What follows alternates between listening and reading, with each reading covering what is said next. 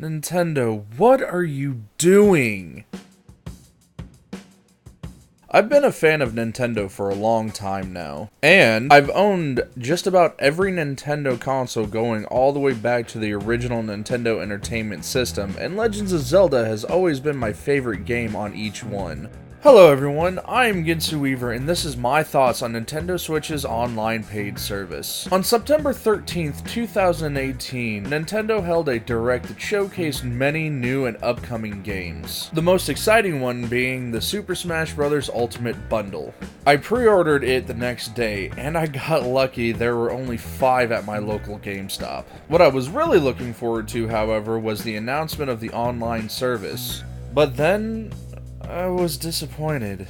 Sure, it was $20 for a whole year. That's cheap and affordable for a lot of people. So what services are you getting for that $20? A bundle of old NES games? Okay, that's nice. It'll be cool to go back and play Legends of Zelda, Mario 3, Metroid, and a few other games. But the Switch is powerful enough to go all the way up to the NES and the GameCube. Not to mention the ridiculous DRM requirements for the classic NES games. They're downloaded to your console and you can play them offline. Awesome, right? Yeah, it is awesome till you can't connect to the internet for 7 days so your system can check and see if your subscription is still active. If you can't get access, the games are just deleted from your Switch. No rhyme or reason to it. Poof. Just gone. Never mind the fact that it's not hard to put the expiration date on your profile so the console knows when it's over. They don't care. If it can't see you connected, there go your games. Bye-bye. See ya. Wouldn't wanna be ya. Speaking of classic games, they're releasing a controller bundle. Classic-style NES Switch controllers that will charge off the Switch itself. They're doing this to give players the authentic feel of playing an NES. There are 2 issues with that, though. Issue 1. You have to buy the Switch online service in order to even obtain the ability to purchase them. You can't just go to your local GameStop, Walmart, or Target and grab a set. They're online purchases once you have the subscription. Issue 2.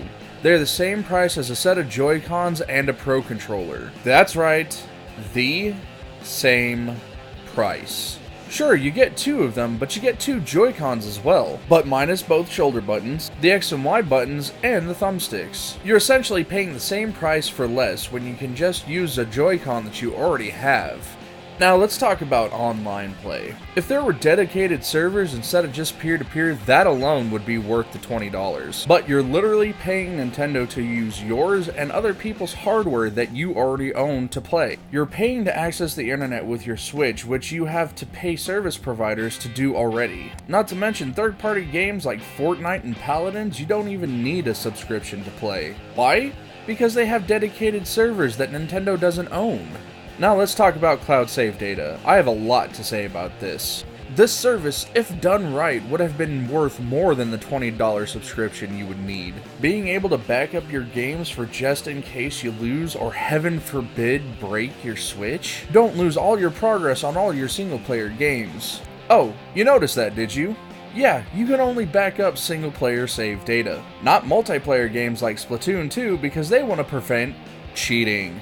That's it, they want to prevent people from being able to revert to previous save data to stop them from changing the leaderboards when they lose. But wait, why don't they just save the profile with the items the player has spent so much time grinding for, and not the ranked matches, you ask? I mean, Xbox and PlayStation can do that with their cloud save data, so why can't Nintendo? Well, that, my friends, is the real question. Never mind the fact that a dedicated server would solve all of these problems.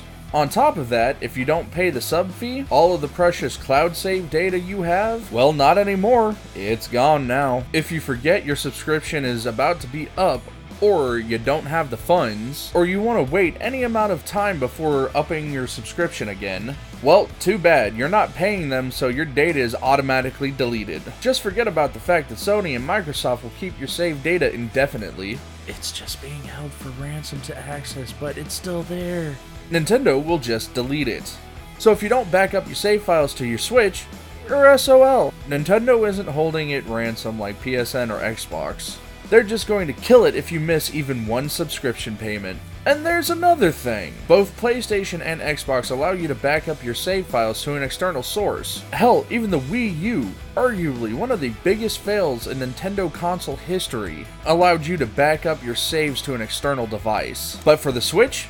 No, not allowed. We can't have our data on anything but Nintendo-approved devices, even though it's our data that we paid for. Microsoft got sacrificed at the altar when they dared try to implement some of the same features, including DRM. So why is Nintendo allowed to get away with such terrible anti-consumer predatory practices, when other companies would get flogged and hung out to dry for it? The mobile app.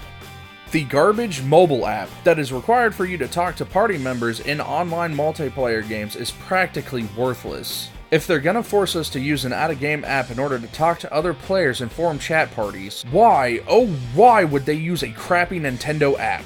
When there are better options out there, including Skype and Discord. Discord is fantastic, by the way, with voice and text functions, video calling, and private chat servers for entire groups of people. And then there's the special offers. Previously mentioned being the classic NES Switch controllers, which I won't reiterate on. But then there's the special Platoon gear you get. It's okay.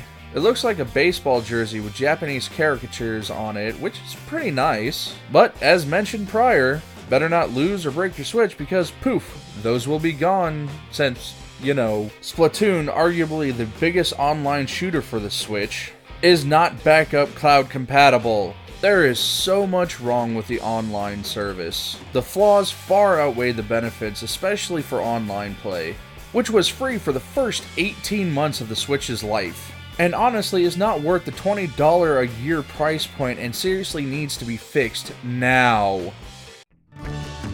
Here is what I believe Nintendo needs to do, and these are very simple, very easy changes, and have probably been brought up in multiple videos on the topic of Nintendo Switch Online and how garbage it is. 1. Expand their classic game library to incorporate SNES and N64 games. Make the classic NES Switch controllers $20, but also put out the same with the SNES Switch controllers as well, and make it to where it doesn't require a subscription to buy either.